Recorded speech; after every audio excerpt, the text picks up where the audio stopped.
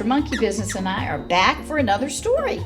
But before we start our story, I just need to ask Mr. Monkey Business 2 questions. Mr. Monkey Business, today, thank you. I discovered one of my markers. I need to talk to you, please. One of my markers, but it was missing the top. Do you know anything about it? Are you sure? Wasn't this the one you were using? Really? Thank you for that, but I'm pretty sure I asked you to put the top on, didn't I? It's important. We're together so much. We don't want to ruin our markers. Can you try? Thank you. And while you're trying, we have one more question, okay? Hey.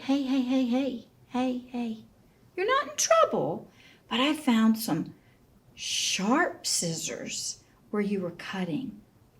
Are you allowed to use the sharp scissors? No. Do you remember why? Do you remember why?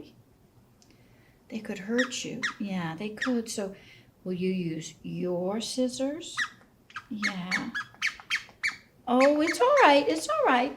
But you know, while we're home so much, we have to be careful with some of the things we're using, okay? Okay?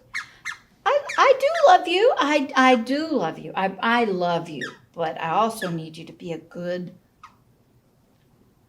listener, okay? To keep our things safe and you safe, okay?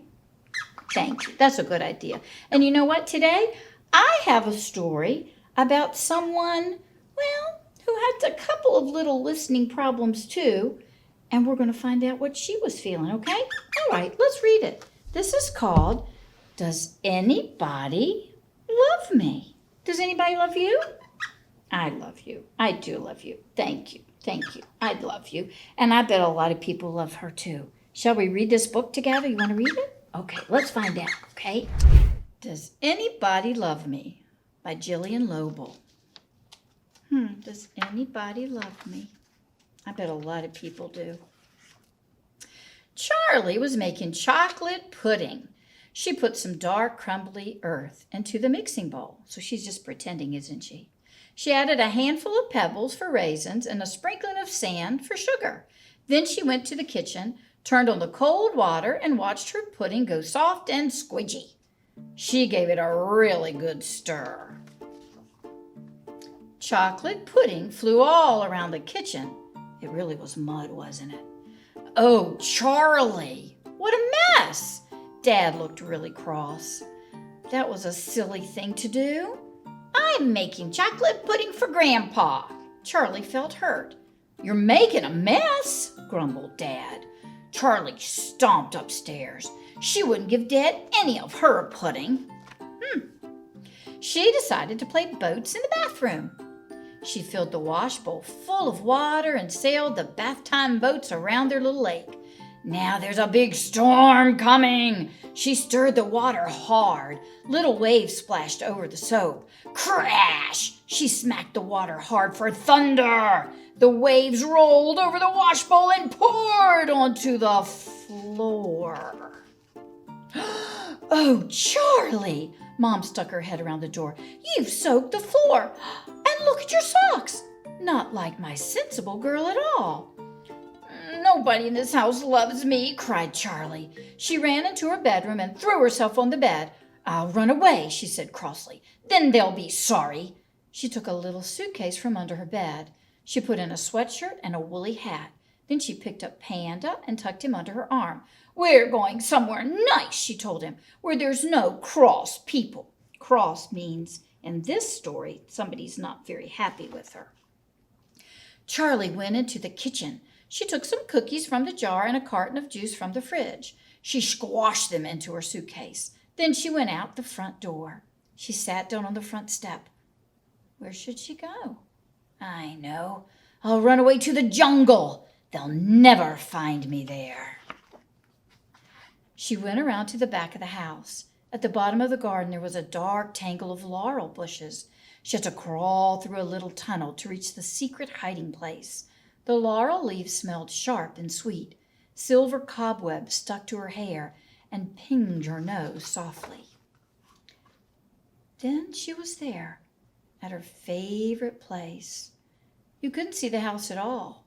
Tall fir trees made a secret den where their branches bent low to the ground, and in the corner was a tumble of little rocks. She crept through the curtain of shivering fur. Now we'll have a party, she told Panda. They shared the cookies and the juice. Then they played shipwreck.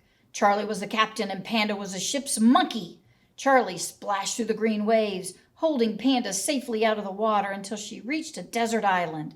We must find water, she cried. They sat down and pretended to drink. It was fun, but she was really thirsty now. There was no more juice in the carton, and Panda was beginning to whimper.